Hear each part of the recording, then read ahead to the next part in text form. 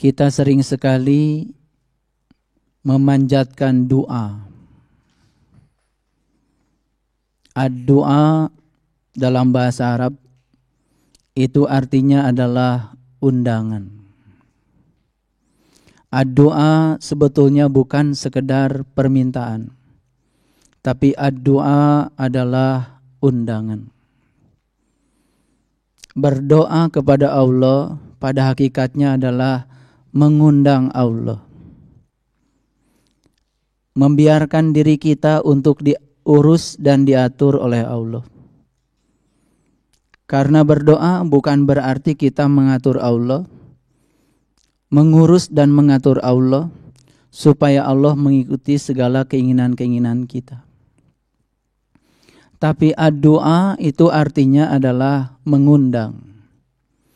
Mengundang Allah berarti menyediakan segala kondisi yang menyebabkan Allah hadir. Itu sebabnya banyak sekali orang-orang yang menganjurkan kepada kita, berdoalah dengan Asmaul Husna. Karena anjuran itu sesungguhnya berdasarkan Al-Quran. Tapi sayang sekali dalam prakteknya, kemudian kita menggunakan nama-nama Allah yang ada dalam Asmaul Husna, dibaca berulang-ulang tanpa pemahaman. Padahal sesungguhnya nama-nama Allah yang ada di 99 Asmaul Husna itu pada hakikatnya adalah sarana untuk menghadirkan Allah di dalam kehidupan kita. Dan saat kita bisa menghadirkan Allah, berarti kita sudah sukses mengundang Allah. Kalau Allah sudah hadir, apalagi yang mau kita cari? Hasbi Allah. Maka Allah akan mencukupkan segalanya kepada kita. Jadi ad-doa itu artinya adalah undangan. Itu sebabnya dalam prakteknya, doa itu sesungguhnya adalah wujudnya pikiran kita. Yang kedua, kata-kata kita. Yang ketiga adalah perbuatan kita sendiri. Semakin sering kita memikirkannya, semakin sering kita membicarakannya, semakin sering kita melakukannya, apa yang kita pikirkan, apa yang kita bicarakan, dan apa yang kita lakukan, itu akan mewujud menjadi sebuah kenyataan. Banyak di antara kita yang rajin memanjatkan doa-doa kepada Allah, tapi pada saat yang bersamaan, setelah kita memanjatkan doa-doa kepada Allah, kemudian kita menegasikan yang kita panjatkan dengan pikiran, kata-kata, dan perbuatan yang kontradiktif dengan yang kita panjatkan. Kalau kita menapakuri 99 asma Allah, dimulai dengan Ar-Rahman, Ar-Rahim, Al-Malik, Al-Qudus, As-Salam, Al-Mu'min, Al-Muhaimin, Al-Aziz, Al-Jabar, Al-Mutakabbir, Al-Khaliq, Al-Bari, Al-Musawwir, terus sampai puncaknya adalah As-Sabur.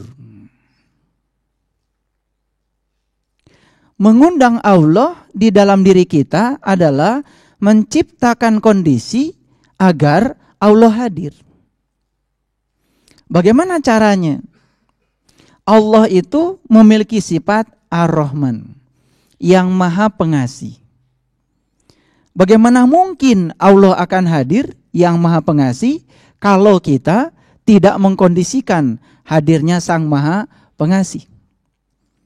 Allah yang maha pengasih tidak akan pernah menghadiri para pembenci. Allah yang maha pengasih tidak akan pernah menghadiri orang yang pilih kasih.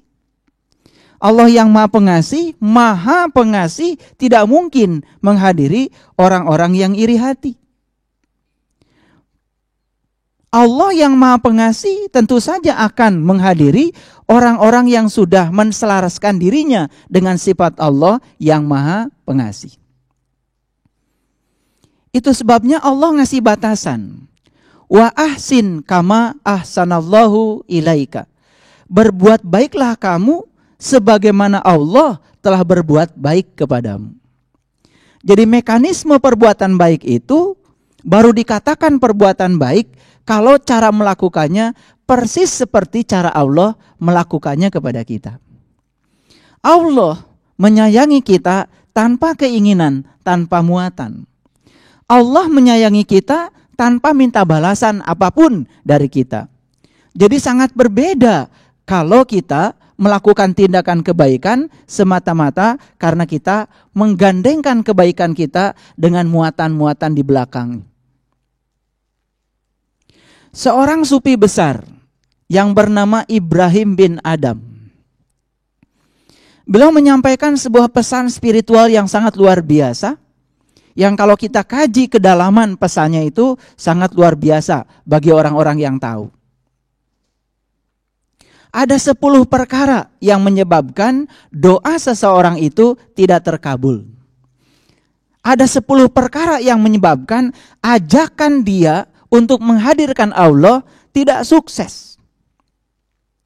Perkara yang pertama adalah menyangkut Allah. Perkara yang kedua adalah menyangkut Al-Quran. Perkara yang ketiga adalah menyangkut Rasulullah Muhammad Sallallahu Alaihi Wasallam. Perkara yang keempat menyangkut iblis. Perkara yang kelima menyangkut surga. Perkara yang keenam menyangkut neraka. Perkara yang ketujuh menyangkut kematian. Perkara yang kedelapan menyangkut nikmat. Perkara yang kesembilan menyangkut aib orang. Dan perkara yang ke-10 menyangkut kuburan. Saya akan urai satu persatu hakikat dari pesan beliau ini. Semoga kita mendapatkan berkah. Yang pertama, yang menyebabkan kita gagal menghadirkan Allah atau kita gagal merasakan kehadirannya, yang pertama menyangkut Allah itu sendiri. Banyak orang yang menyatakan diri sudah mengenal Allah, tapi kemudian pada saat yang bersamaan dia tidak menegakkan hak-hak Allah. Bila seseorang menyatakan mengenal Allah, tapi saat bersamaan tidak menegakkan hak-hak Allah, itu artinya dia belum mengenal Allah. Itu sebabnya kunci awal untuk menghadirkan Allah, agar Allah mudah diundang oleh kita, dan Allah hadir memenuhi undangan kita, menjadi tamu kita, dan kita juga menjadi tamunya Allah. Yang pertama adalah kenali Allah, lalu tegakkan hak-haknya Allah. Banyak di antara kita yang menyebut Allah. Kalau ditanya juga katanya sudah menyembah Allah. Tapi tidak kenal dengan Allah yang dia sembah. Jangan-jangan Allah yang dia sembah bukan Allah yang menciptakan dia. Tapi Allah yang diciptakan oleh dia berdasarkan persepsi dia sendiri. Sejak lama kita diajarkan, katanya Allah itu Maha Pengasih. Katanya Allah itu Maha Penyayang. Yang namanya Maha itu pasti tak terbatas. Tapi pada saat yang bersamaan kita pun sering merendahkan Allah dengan menyatakan Allah itu tukang menghukum kalau kita tidak baik padanya. Allah itu tukang memberi kalau kita baik padanya. Jadi seakan-akan Allah itu memiliki sifat kita. Allah baru memberi kalau kita baik padanya. Dan Allah itu kemudian benci sama kita, bahkan menghukum kita saat kita tidak baik padanya. Padahal sifat itu bukan sifatnya Allah. Itu justru sifat kita sendiri yang pengasihnya tidak maha. Yang pengasihnya terbatas. Sesuatu yang maha, sesuatu yang tak terbatas, tentu saja tidak bisa dibatasi. Di Jakarta sekarang berapa ribu sepeda motor yang sedang hidup mesinnya? Di Jakarta sekarang berapa ribu mobil yang sedang hidup mesinnya? Dan semua panas dari sepeda motor, panas dari mesin mobil dikeluarkan ke udara. Tapi apakah udara kemudian meradang, tiba-tiba menjadi panas luar biasa karena menerima panas dari sepeda motor, panas dari mobil yang hidup? Ternyata tidak. Udara saja yang terbatas menerima panas dari sekian ribu sepeda motor, sekian ribu mobil yang hidup mesinnya saat ini tidak meradang menjadi berubah. Itu baru udara yang terbatas. Bagaimana mungkin ya Allah yang tanpa batas menjadi berubah ketika ada sebuah tindakan yang terbatas? Bagaimana mungkin yang Allah yang Maha Pengasih tiba-tiba dia berubah? Cuman karena kita melakukan tindakan tidak sesuai dengan keinginan dia. Dia akan tetap menyayangi kita apapun tindakan kita. Jadi mempersepsi Allah seperti mempersepsi diri kita sendiri secara tidak langsung. Sesungguhnya kita sudah merendahkan Tuhan Allah kita sendiri.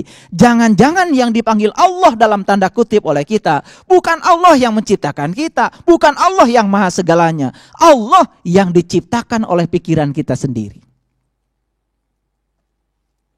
Bahkan yang lucu, kita sering mengatakan ketika dapat berkah ini dari Allah. Ketika dapat musibah, ini dari Allah. Memangnya Allah menciptakan berkah? Memangnya Allah menciptakan musibah? Berkah dan musibah itu sebutan yang diciptakan oleh kita sendiri. Saat sesuatu yang datang kepada kita memenuhi harapan-harapan kita, kita sebut berkah. Saat yang datang kepada kita tidak memenuhi harapan-harapan kita, kita sebut itu musibah. Kata musibah dan berkah sebetulnya itu judul yang kita berikan terhadap peristiwa yang kita bagi menjadi dua.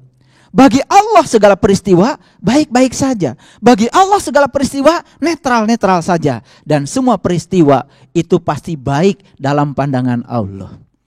Makanya ketika kita tidak bisa membaca semua kebaikan Allah, semua tindakan Allah, dan tidak bisa membaca kehadiran setiap peristiwa yang datang kepada kita sebagai kebaikan Allah, maka di situ kita akan mendikotomikan sebuah peristiwa yang hadir ke dalam diri kita. Jadi kapan kita bisa menegakkan hak-hak Allah? Tentu saja ketika kita sering menyatukan diri dengan sifat-sifat pengasih dan penyayangnya. Dan jangan lupa, sifat itu tidak pernah bisa hadir kepada kita dengan kita memahaminya. Karena sifat itu baru hadir kepada kita ketika kita mengalaminya.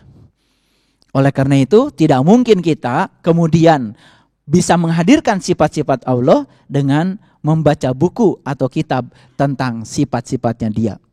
Kita tidak mungkin menyatu dengan air dengan membahas sifat-sifat air. Satu-satunya cara untuk menyatukan kita agar kita mendapatkan sifat-sifat air, maka kita harus menyatu dengan air. Satu-satunya cara untuk merasakan sifatnya api, berarti kita harus menyatu dengan api. Satu-satunya cara untuk merasakan sifat-sifatnya, maka kita harus menyatu dengan dia. Itulah yang pertama, ya. Undangan seseorang kepada Allah tidak akan terlaksana apabila dia tidak mengkondisikan dirinya sebagaimana sifat-sifat Allah. Allah yang Maha Penyabar. Maka Allah untuk hadir pada diri kita, Allah hadirkan dulu pertama kepada kita utusan Allah. Siapa utusan Allah? Yang tentu saja orang-orang yang tidak sabar. Ketika orang yang tidak sabar dihadirkan kepada kita, tujuan Allah satu. Untuk meluaskan dan menumbuhkan kembali kesabaran kita. Saat kita tumbuh kesabarannya, maka Allah menjadi sangat mudah. Karena Allah juga rindu sebetulnya dengan kita. Cuman kita dengan Allah dipisahkan oleh kita sendiri. Dipisahkan oleh sifat-sifat yang sangat menjauhkan kita dari Allah. Jadi harus kita baca. Kalau ada orang yang dihadirkan Allah untuk membenci kita, bukan berarti Allah sedang mengutus kita untuk menanamkan kebencian kepada kita.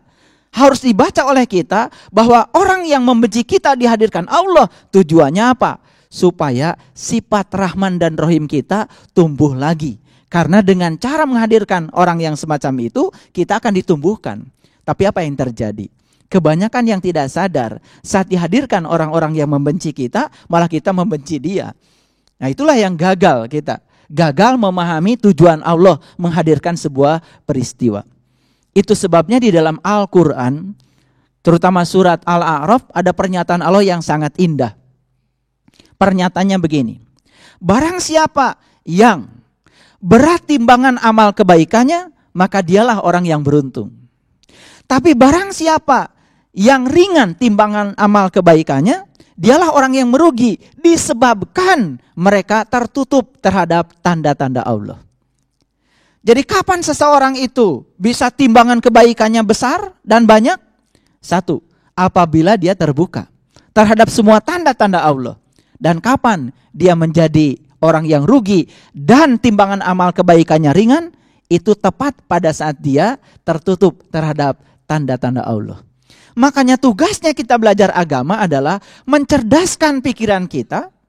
Mencerdaskan pikiran kita agar pikiran ini bisa memiliki sebuah ketajaman untuk melihat pesan-pesan apa di balik kehadiran setiap peristiwa. Makanya jangan salah kalau kemudian banyak orang yang sering menyebut-nyebut kata Allah, tetapi dia tidak memahami dan mengenal kepada Allah, lalu kemudian dalam perjalanannya dia pun tidak menegakkan hak-hak Allah. Disitulah yang menyebabkan itu menjadi hambatan Allah untuk hadir pada orang itu. Jadi kalau kita sekarang ini jiwa kita merasa terasing di rumah kita sendiri, karena kita tidak merasa bersatu dengan Allah, itu penyebab yang pertama karena kita sering mengatakan mengenal, pada sesungguhnya tidak mengenal, dalam saat yang bersamaan kemudian kita tidak menegakkan hak-hak Allah. Mari kita baca yang berikutnya lagi. Kan banyak peristiwa yang hadir ke dalam kehidupan kita, tapi terkadang peristiwa itu lewat begitu saja. Sudah hadir kepada kehidupan kita, peristiwa itu kemudian memenderitakan kita, bisa jadi karena kita nggak punya ilmunya. Memerosokkan kita, jatuh ke lembah kehinaan, sementara kita tidak mendapatkan pelajaran apa-apa. Makanya hidup kita akan terus-menerus didera oleh kegagalan demi kegagalan. Makanya ada kata gagal, ada kata berhasil. Kapan kita mengatakan sesuatu berhasil? Ketika sesuatu yang datang kepada kita cocok dengan keinginan kita. Kapan kita mengatakan gagal? Ketika yang datang kepada kita tidak cocok dengan keinginan kita. Padahal sesungguhnya tidak ada keberhasilan, tidak ada kegagalan bagi Allah. Kenapa? Ketika kita mendapatkan sesuatu yang disebut keberhasilan, di situ ada pesan Allah. Ketika kita mendapatkan sesuatu yang disebut kegagalan, di situ juga ada pesan Allah. Tugas kita sesungguhnya bukan menilai ini keberhasilan, ini kegagalan, tetapi membaca di balik dua peristiwa itu pesan apa. Bahkan kegagalan, bagi orang yang bisa membaca pesan di balik kegagalan, sesungguhnya itu pun adalah keberhasilan. Jadi kuncinya adalah bagaimana ketajaman kita. Itu sebabnya agama bertugas untuk mengajarkan pikiran, agar pikiran selalu selaras dengan jiwa kita. Itu yang pertama. Tentu saja proses mengenal kepada Allah dimensinya sangat luas. Dan yang luar biasa dari Allah yang tanpa batas, Allah juga mengenalkan dirinya tanpa batas. Hebatnya Allah, cara beliau mengenalkan diri pada setiap hambanya, itu cocok sesuai dengan kadar hambanya saat itu. Jadi Allah tidak pernah memaksakan dirinya untuk ingin dikenal sepenuhnya, seutuhnya, tidak. Mereka yang tahap berpikirnya seperti ini, tingkat kedewasannya sampai di sini, cara berpikirnya sampai di sini, Allah mengenalkan dia sampai sekadarnya dia. Tetapi ketika seseorang sudah naik tingkatannya, cara berpikirnya sudah naik lagi, kedewasan berpikirnya sudah naik lagi, keluasan jiwanya sudah naik lagi, Allah juga mengenalkan dirinya di dimensinya dia. Jadi kalau ada penduduk bumi sekarang 7 miliar dengan cara berpikir yang berbeda, dengan kadar yang berbeda, Allah mengenalkan diri tanpa batas. Jadi kalau ada orang yang mengatakan saya sudah mengenal Allah, berarti dia sedang berbicara sebuah titik. Seakan-akan pengenalan pada Allah dapat dibatasi oleh titik yang dia persepsikan. Padahal proses pengenalan kepada Allah dimensinya tanpa batas. Karena dimensinya tanpa batas, berarti kita tidak boleh dong satu dengan yang lain saling membandingkan. Jangan bandingkan kita dengan siapapun, jadilah diri kita sendiri. Jadi kalau belajar spiritual, kemudian kita punya guru, lalu kita banding-bandingkan, kok saya dikasih ini sama guru, kok orang lain dikasihnya itu, kok saya dikasihnya doa ini, kok orang lain dikasihnya doa itu. Mulai nggak benar itu belajar spiritual. Padahal spiritual itu sifatnya individual. Apa yang diajarkan guru padamu, ya sudah, itu bagianmu. Yang diajarkan guru kepada yang lain, ya sudah, itu juga bagian yang lain. Jangan dibandingkan. Lihat orang-orang yang tekun membandingkan dirinya dengan orang lain, biasanya tidak pernah maju spiritualnya. Karena menempatkan Allah dan dirinya di tempat yang salah. Allah akan mengenalkan dirinya kepada setiap orang sesuai dengan kadarnya. Makanya dalam bahasa simbolik, dalam Quran Allah mengatakan, Allah kemudian menurunkan hujan itu sesuai dengan kadarnya. Siapa yang cawannya lebih besar, dia akan kedapatan air hujan lebih banyak. Siapa yang cawannya kecil akan mendapatkan air hujan ya sesuai dengan ukuran cawannya. Siapa yang datang kepada Allah membawa gayung, dia dapat satu gayung. Siapa datang kepada Allah membawa ember, dia dapat satu ember. Siapa yang datang kepada Allah membawa drum, dia dapat satu drum. Dan siapa yang datang kepada Allah membawa samudra, dia pun akan mendapatkan cinta dan kasihnya sebesar samudra. Itulah keadilan Allah. Keadilan Allah bukan berarti Allah bertindak sama pada semua orang. Karena setiap kelahiran diciptakan oleh Allah untuk tujuan yang berbeda. Makanya berhenti membandingkan diri kita dengan siapapun. Jadilah diri kita sendiri. Makanya mereka yang sering berubah dengan apa kata orang tentang dirinya, tidak pernah menjadi dirinya sendiri. Biasanya hidupnya menjadi lelah. Bahkan berjuang untuk dicintai oleh orang lain pun, ya, membuat kebaikan, membuat perubahan pada diri semata-mata karena ingin dicintai orang. Kalau kita melakukan perubahan pada diri kita semata-mata karena kita ingin dicintai orang, maka perubahan kita sebenarnya bukan perubahan tentang diri kita. Itu adalah kita sedang menjadi orang lain. Jadi kalau ayam jago itu punya sifat, ya, kalau sudah dikasih taji di kakinya, kemudian dipertemukan dengan ayam jago yang lain, biasanya dia tidak pernah menghindar. Jarang dua ayam jago yang sudah dikasih taji dalam kontes sabung ayam, kemudian kedua ayam itu menolak, ya, pada bosnya. Lalu dia mengatakan, saya tidak mau bertarung. Jarang. Biasanya kalau ayam sudah dikasih taji, ya, kemudian dipertemukan dengan jagoannya, dan kemudian majikannya sorak-sorai, pasti dua ayam itu akan bertarung. Dan biasanya dia juga akan cenderung menyakiti ayam yang lain. Sebelum ayam itu betul-betul, ya, kalah, dia tidak akan pernah berhenti bertarung.